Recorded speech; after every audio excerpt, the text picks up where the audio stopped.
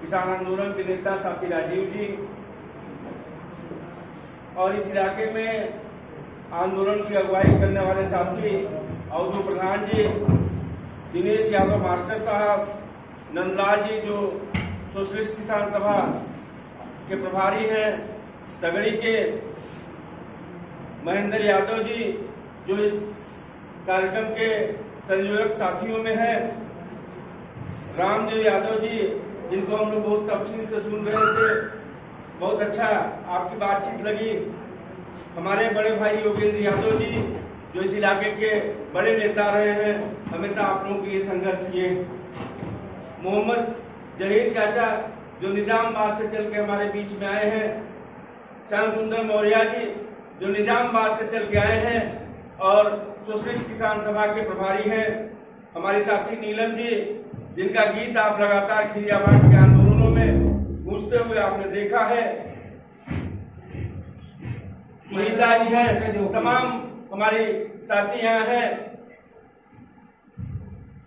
सिंटू यादव जी भी हमको दिख रहे थे पीछे, भी है कि नहीं, नंदलाल चाचा हसनपुर, हमारे साथी साहबदीन जी आंदोलन के मजदूर स्तंभ खिरियाबाग के साथी रविंद्र यादव जी, रामचंद्र यादव अध्यक्ष हसनपुर, ये भी हमारे साथी जो पूरे आंदोलन में लगातार जो है चल रहे थे, कर रहे थे,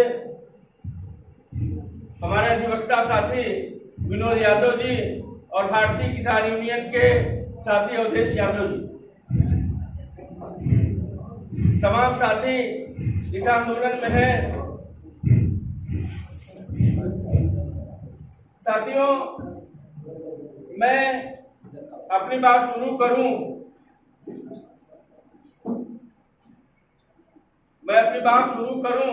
क्योंकि मैं फूलपुर से हूं जो कैफी का गांव है। कैफी साहब कहते थे, उनकी शेर से मैं अपनी बात को शुरू करूंगा कि कोई तो सूद चुकाए, कोई तो जिम्मा ले उस इनकलाब का जो आज तक उधार सा। आखिर किसानों की जो लड़ाई है उसकी जवाबदेही और जिम्मेदारी कोई तो ले।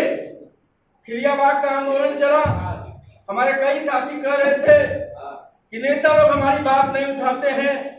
साथियों, विधानसभा का सत्र चलने वाला था, क्वेश्चन के लिए लोग जानते हैं कि 15 दिन पहले नोटिस देना पड़ता है। जब हमको 5 दिन पहले पता चला, हमारे साथियों को, हमारे साथी राजीव यादव को, रविंदर भाई को, अवधू चाचा को कि हमारे यहाँ के जो 10 निकम्मा विधायक हैं, इन्होंने खिरियाबाग आंदोलन की आवाज उठाने के लिए नोटिस नहीं दिया है, तो हम लोगों ने इसी बात से ऐलान किया था कि अगर हमारी बात नहीं उठाई गई विधानसभा के अंदर तो हम आजमगढ़ के विधायकों को पूर्वांचल एक्सप्रेसवे से नीचे नहीं उतरने देंगे, लखनऊ की तरफ वापस कर देंगे। साथियों, तो आपकी ताकत में मैं कहना चाहता हूं, अखिलेश यादव जो सूबे के पूर्व मुख्यमंत्री हैं, उनको मीटिंग बुलानी पड़ी कि आजमगढ़ में किसान नेताओं ने ऐलान किया है, आखिर दिक्कत क्या है। तो साथियों, हमारी आवाज विधायकों को भी उठानी पड़ी और साथियों हमारी आवाज पूर्व मुख्यमंत्री अखिलेश यादव को भी सदन में उठाना पड़ा। ये इसके बाद लोकसभा का चुनाव हुआ और हमारे सांसद लालगंज के, मेरी फूलपुर विधानसभा है, हमारे सांसद जब जीते तो मैंने अवधू चाचा को फोन किया कि भाई हमको जो हमारे सांसदों से मिलना चाहिए।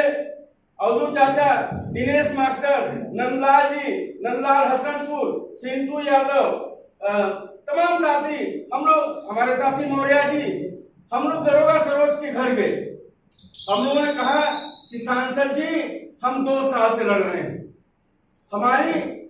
हमारा आज तक कोई आदमी सवाल नहीं उठाया पार्लियामेंट के अंदर, हमारे इस आंदोलन को कोई भी आदमी सदन के अंदर नहीं उठाया। बिहार के एक सांसद आदरणीय मनोज झा जी ने उस दौर में चीजों को उठाया था, लेकिन हमारे सांसद दरोगा सरोज ने कहा, तो वीडियो हम लोगों के पास है कि वीरेंद्र भाई, अगर आपने मुझे सांसद बनाया है तो मैं जानता हूं कि आप हमको जहां चाहो वहां घेर भी सकते हो, इसलिए अगर मुझे कभी समय नहीं कहीं समय मिला पार्लियामेंट में तो मैं क्वेश्चन आवर में इस सवाल को उठाऊंगा। और साथियों, दरोगा प्रसाद सरोज ने क्वेश्चन आवर में उस सवाल को उठाया। वहां नियम होते हैं, क्वेश्चन आवर में सवाल उठाया और जब उसका जवाब आया तो उसमें यह आया कि वहां उड़ान योजना के तहत कोई भी जहाज उड़ाने के लिए एयरपोर्ट बनाने की आवश्यकता जरूरत नहीं है, न हमारा कोई प्रस्ताव। आखिर 2 साल तक अगर प्रस्ताव नहीं था तो यहाँ का जिलाधिकारी, यहाँ का जिला प्रशासन, यहाँ का पूर्व सांसद क्यों यहाँ के किसानों को परेशान कर रहा था? सवाल है ना कि आखिर ये किसानों को क्यों परेशान कर रहा था? साथियों, अभी हम लोग आ रहे थे, जैसे वहां सड़क से मुड़े देखे कि वज्र वाहन खड़ा है, जितनी हमारी संख्या नहीं है इसकी 10 गुना संख्या में पुलिस लगाई गई। आप समझिए कि ये क्यों है। अभी उस खैरुद्दीनपुर में हम लोग पिछले दिनों किसान पंचायत किए, यही हालत वहां भी थी। जितने किसान नहीं थे उससे ज्यादा 10 गुना वहां भी पुलिस लगाई गई। तो ये चूंकि सही बात करने और सवाल करने वाले लोगों से सरकार डरती है, सरकार के नुमाइंदे डरते हैं, सरकार के हुक्मरान डरते हैं, इसलिए जो है ये पुलिस लगाई जाती है। ये पुलिस कोई बाहर की नहीं है, इसी किसान परिवार की है। किसान परिवार से ही पढ़ लिख के लोग, पढ़ लिख के पुलिसकर्मी आए हुए हैं जो आज हम यहाँ खड़े हैं। तो साथियों, मैं बात इसलिए कर रहा हूँ कि जनप्रतिनिधियों का सवाल नहीं है। जब 3 काला कानून बना इस देश में 500, 700, 800 सांसद हैं। अगर राज्यसभा लोकसभा मिला दीजिए, कौन सांसद क्या सड़क पर लड़ने के लिए? कौन सांसद क्या सड़क पर लड़ने के लिए? इस देश का किसान, इस देश का मजदूर, इस देश में का मेरा समाज जो है वो दिल्ली की सड़क को चारों तरफ घेर के जब बैठ गया तब हमारा आंदोलन सफल हुआ और सालों साल हमको बैठना पड़ा। अब साथियों, सवाल यह है कि नहरों में पानी क्यों नहीं है? सवाल यह है कि खाद हमको क्यों नहीं मिल रही है? सवाल यह है कि हमारी खेती को क्यों बर्बाद किया जा रहा है? तो मैं आपको एक उदाहरण से समझाऊंगा कि जब इस देश में तालाबंदी थी, जब इस देश के अंदर तालाबंदी थी, लॉकडाउन लगा हुआ था, तो हर 3 महीने पे जीडीपी तय होती है देश की। 4 बार जीडीपी का निर्धारण होता है देश में। जब जीडीपी लॉकडाउन में जीडीपी का निर्धारण हुआ तो हमारे देश की जीडीपी -23.5 पे चली गई, -23.9 पे चली गई। जब अलग अलग सेक्टरों की जीडीपी देखी गई कि भाई देखो, जो लोग मोटर ट्रक बेचते हैं, जो और धंधा करते हैं, उनकी जीडीपी कितनी है, अलग अलग की जाए, तो उस समय जब खेती की जीडीपी देखी गई, एग्रीकल्चर सेक्टर की जीडीपी देखी गई, तो साथियों उस बुरे वक्त में भी एग्रीकल्चर सेक्टर की जीडीपी 3.5 थी, नहीं तो ये -30 के नीचे जाती। उस समय इस देश के पूंजीपतियों को लगा, अडानी अंबानी के सरीखे पूंजीपतियों को लगा कि सब पे तो हमने कब्जा कर लिया, जो महत्वपूर्ण खेती बची है ये इस पे हमारा कब्जा नहीं है, हमारा नियंत्रण नहीं है। साथियों, आनंद फानन में पार्लियामेंट नहीं चल रही थी, पार्लियामेंट नहीं चल रही थी, अध्यादेश लाए गए। 3 अध्यादेश लाए गए, इसलिए लाए गए कि खेती किसानी पे अडानी अंबानी सरीखे इस देश के पूंजीपतियों को कब्जा दिलाया जाए। और उसको टीवी चैनलों में इतना बढ़िया से प्रचारित किया जा रहा था कि ये किसान हित में है। तमाम जो है रिसर्चर, तमाम कृषि वैज्ञानिक आके बोल रहे थे। लेकिन साथियों, हम धन्यवाद देंगे इस मुल्क का पढ़ा लिखा किसान, इस मुल्क का समझदार किसान, इस मुल्क का में रहने वाला किसान, वो इस बात को भांप लिया।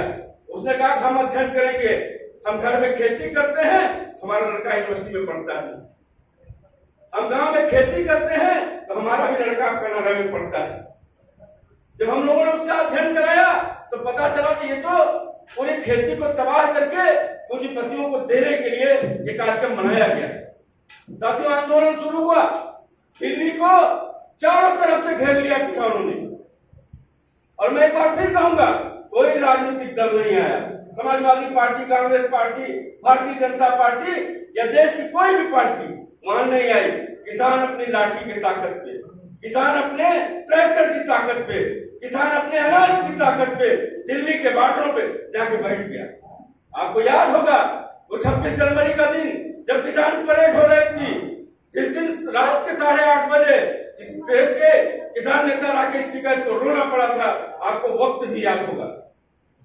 जब भाजपा के गुंडे, भाजपा सरकार के विधायक और उसके गुंडे जब वहां आंदोलन तोड़ने की कोशिश कर रहे थे, जब रात के 8 बजे साथियों ये टिकट रोने लगे कि मेरी हत्या हो जाएगी, मुझे मार दिया जाएगा, तो जो जहां ट्रेन में था लोग वापस आ रहे थे। हम अपनी जीत, हमारा हमने बड़ा आंदोलन किया है क्योंकि खेती भी करनी है, चल रही खेती करेंगे फिर लौट के आएंगे।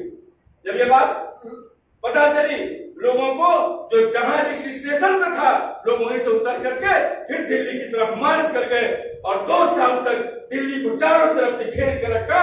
मैं कहना चाहता हूं, इस देश का मगरूर प्रधानमंत्री नरेंद्र मोदी, इस देश का मगरूर प्रधानमंत्री नरेंद्र मोदी जो खुद कहता था कि मैं जो है जो चाहूंगा वो कर लूंगा, आया रात को 8 बजे, कहा कि अब 500 1000 का नोट लीगल टेंडर नहीं रहेगा, नहीं चलेंगे ये नोटें। नोटबंदी हो गई पूरे देश में। रात के 12 बजे आया, कहा कि जीएसटी लगा दो, वन नेशन वन टैक्स कर दो। साथियों आपने देखा कि जीएसटी लग गई, लेकिन 2 साल की लड़ाई और 750 किसानों की शहादत, 750 किसानों की लाशें गांव में वहां से गई थी, 750 किसानों की शहादत पे जब आंदोलन आगे बढ़ा तो मोदी जी का जो आईबी थी, मोदी जी की जो आईबी थी, मोदी जी का विजिलेंस था, आईबी सीबीआई जितनी थी, उसने कह दिया कि मोदी जी आंदोलन वापस ले लीजिए, ये किसान से आप नहीं लड़ पाओगे। तो जो मैं कहता हूं, जो मगरूर प्रधानमंत्री रात के 8 बजे आता था, वह मगरूर प्रधानमंत्री दिन में 9 बजे आ गया सुबह में, कहा कि अन्नदाता हाथ जोड़ के निवेदन करता हूं, आप आंदोलन वापस ले लीजिए, मैं जो है मुझसे कोई गलती हो गई, मेरी तपस्या में कोई कमी रह गई, इसलिए आप हमारी बात नहीं मान रहे हो, हम इस आंदोलन को वापस लेते हैं। घुटने के बल उस आदमी को आंदोलन वापस लेना पड़ा। मैं बात इसलिए कह रहा हूं कि खेती किसानी का सवाल, आपको खेती किसानी बचाने का सवाल।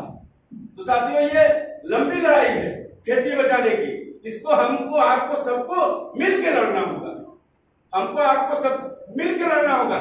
एक सवाल एमएसपी का है, एक आपको साथी एमएसपी का सवाल रख रहे थे।